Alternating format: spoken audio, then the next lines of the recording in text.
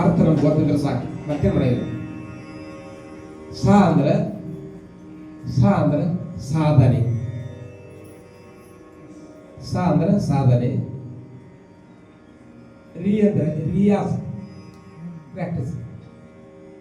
ಗ ಅಂದ್ರೆ ಗಂಭೀರತೆ. ಮ ಅಂದ್ರೆ ಮಧುರತ್ವ. ಪ ಅಂದ್ರೆ ಪವಿತ್ರತಾ. ಸಂಗೀತ ಇವು ಬೇಕು. ಧ ಅಂದ್ರೆ ಧೈರ್ಯ, ನಾನು ಸಾಧನೆ ಮಾಡೋ ತೋರಿಸ್ಬೇಕು. ನೀ ಅಂದ್ರೆ ನೀರು ನಿರಂತರ, ನಿರಂತರ ಸಾಕ್ತಾ ಇರ್ಬೇಕು. ಕಲಿತು ಬಿಡುದು ಮಾಡಾಗಿಲ್ಲ. 24 ತಾಸು ನಮ್ಗೆ ಯಾವ ಟೈಮ್ ಸಹಿತ ಹಾಡ್ತಾ ಇರೋದು. ಹಾಡಿ ಹಾಡಿ ಹಾಡಿ ಸಂಗೀತ ಬರ್ತದೆ, ಹಾಡಲಾರ್ದ ಸಂಗೀತ ಬರ್ತದೆ. ಅದ್ರ ತಕ್ಕಂತೆ ಒಳ್ಳೆ ಗುರುಗಳು ಭಾಳ ಮುಖ್ಯ.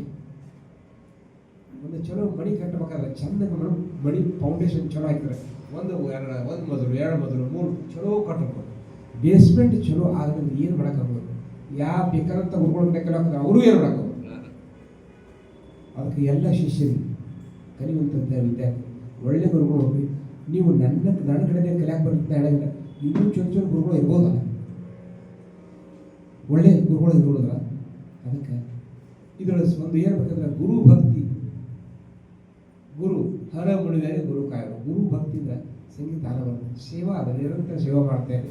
ಭಗವಂತ ಎಲ್ಲರೂ ಒಳ್ಳೆ ಮಾಡಿ. ಈಗ ನಮ್ಮ